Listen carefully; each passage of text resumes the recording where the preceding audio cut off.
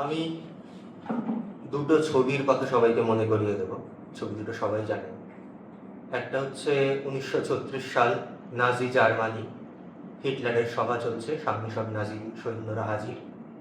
সব সৈন্যরা হাত তুলে হিটলারকে স্যালুট করছেন, হেই হিটলার বলে। একজন মাত্র ব্যক্তি হিটলারকে স্যালুট করেননি, হাত দুটো বুকের কাছে জড়ো করে দাঁড়িয়েছিলেন তিনি। দ্বিতীয় ছবি 1999, টিয়ানানমেন স্কোয়ার। আগের দিনই বিক্ষোভকারীদের সরিয়ে দেওয়া হয়েছে, রাজপথ দিয়ে ট্যাঙ্ক যাচ্ছে একের পর এক। একজন ছাপোষা ভদ্রলোক হাতে একটা ব্রিফকেস হাতে ট্যাঙ্কের সামনে দাঁড়িয়ে রয়েছে। এই দুটো ছবির কথা মনে রাখবে। বিতর্ক হচ্ছে সবার মতে পশ্চিমবঙ্গের বাংলা ভাষার কবিরা কবিতা নয়, ক্ষমতার সাধক।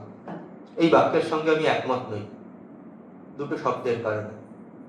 কবিতা নয়, আমি যখন কাউকে কবি বলছি তখন তিনি জীবনের কোনো না কোনো পর্যায়ে কবিতার সাধনা করেইছেন। যদি সেটা না করেন, পরে হয়তো চ্যুত হয়েছেন, চ্যুত হননি, সফল হয়েছেন, ব্যর্থ হয়েছেন, সে পরের তর্ক।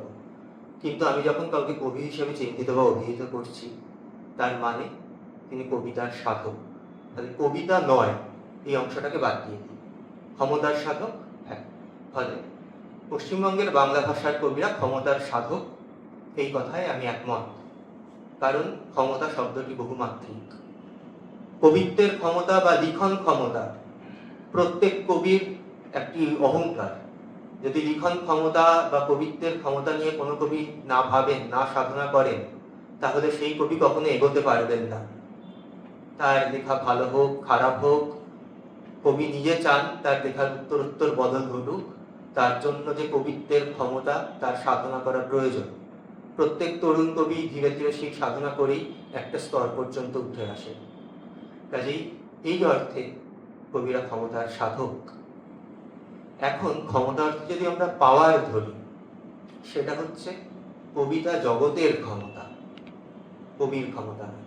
আর একজন কবিকে আমি ব্যক্তিগতভাবে দুটি সত্তায় ভাগ করে দেখতে পছন্দ করি। একটি হচ্ছে তার কবি সত্তা, আর একটি হচ্ছে তার ব্যক্তি সত্তা। কবি সত্তা এবং ব্যক্তি সত্তার মধ্যে সবসময় যে মিল হবে তার কোনো মানে নেই, মিল হতেও পারে, নাও হতে পারে। যে সত্তা ক্ষমতার কাছাকাছি যেতে চায়, পাওয়ার ক্ষমতা লোভী, সেটি হচ্ছে ব্যক্তি সত্তা। লিখন মুহূর্তের যে কবি সত্তা, তার সঙ্গে তার সম্পর্ক নেই।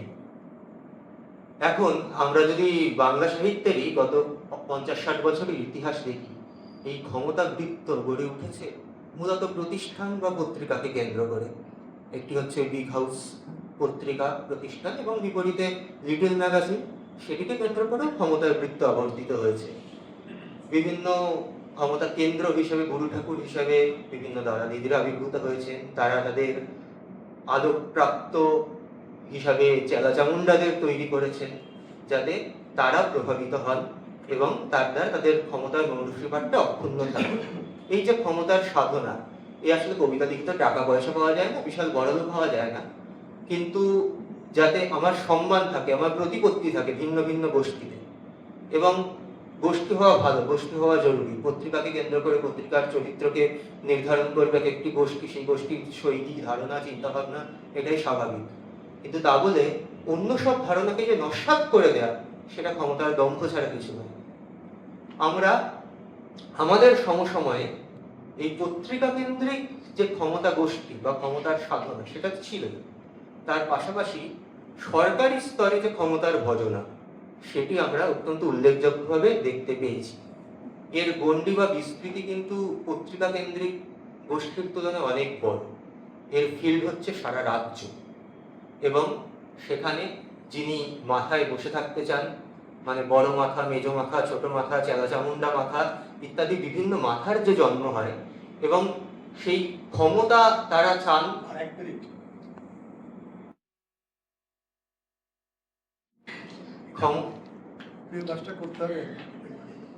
ক্ষমতা তারা চান, এবং ক্ষমতার দ্বারা তাদের দ্বারা যারা বেনিফিটেড হবেন তাদেরও তারা তৈরি করতে চান। এখন বিষয় হচ্ছে, এই ক্ষমতার ফলে তারা সরকারের দিক থেকে যেমন সুবিধা পান, তেমন ক্ষমতার নিচে যারা থাকেন তারাও চান উচ্চস্তরের ক্ষমতার থেকে কিছু কিছু সুযোগ সুবিধা টেনে নিতে, এবং উচ্চাকাঙ্ক্ষা থাকে পরবর্তীতে গিয়ে যাতে আমরাও সেই ক্ষমতা বলয়ের অন্তরে প্রবেশ করতে পারি। নইলে ভাবুন, কোনো ক্ষমতাসীন কেউ থাকাকালীন তার বিরুদ্ধে কেউ কথা বলার সাহস করলো না, তার সঙ্গে দহরম মহরম, তার সঙ্গে ছবি তোলা তুলি। ক্ষমতায় চলে গেলেই ওটা ছিল মনোপলি, এখন মুক্ত বাতাসের চিন্তা। এ তো মানে হিপোক্রেসি ছাড়া আর কিছু না। এবং তাছাড়া আমরা সম্প্রতি ফেসবুকে দেখেওছি, সরকার বদলের পর আমাকে যদি কবিতা একাডেমির দায়িত্ব দেওয়া হয়, তাহলে আমি অমুক অমুক অমুক বিভিন্ন জেলার থেকে কবিদের তুলে আনবো।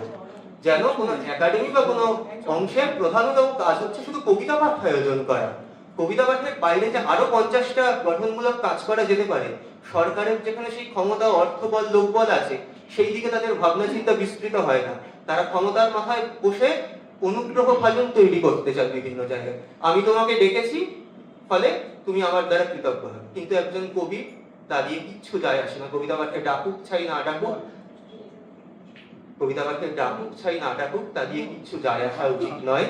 এবং সেই কবি নিজে যে কবি যেতে পারে।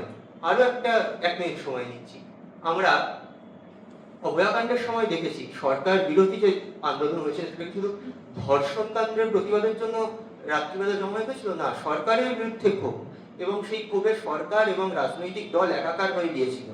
কিন্তু তার অব্যবহৃত পরের 2-1 বছর এই বাংলা একাডেমির কবিতা পাঠের সমাগমে দেখা গেল সেটা তো আমাদের ট্যাক্সের টাকায় অনুষ্ঠান, ফলে আমরা কেন যাব না? সেখানে সরকার আর দল আলাদা হয়ে গেল। বর্তমানে যারা সরকার কর্তৃক, রাজ্য সরকার, কেন্দ্র সরকার, যাই বলুন ডবল ইঞ্জিন সরকার, সরকার কর্তৃক হকার উচ্ছেদের বিরোধিতা করছেন, আমি দেখতে খুব কৌতূহলী আগামী জানুয়ারিতে তাদের কি অবস্থান থাকে। কারণ এই উচ্ছেদগুলো তাদের ট্যাক্সের টাকা দিয়েই হচ্ছে, তাদের ট্যাক্সের টাকায় আয়োজিত কবিতা পাঠে তারা অংশগ্রহণ করেন কিনা। তো দিনের শেষে কোনো কবি যদি মনে করেন ক্ষমতার কাছে যেতেই পারেন, কিন্তু ক্ষমতাকে তেল না মেরে এবং ক্ষমতার অনুভাজন না হয়ে, ক্ষমতার অনুগত না হয়ে। কারণ প্রথমেই যে দুটো ছবির কথা বললাম, হাজার হাজার নাৎসি সৈন্য যারা হাত তুলে স্যালুট করেছিল, তাদেরকেও মনে না রাখলেও ওই একজন ব্যক্তি যিনি বুকের কাছে হাত জড়ো করে দাঁড়িয়েছিলেন, তাকে ইতিহাস মনে রেখেছে। ধন্যবাদ।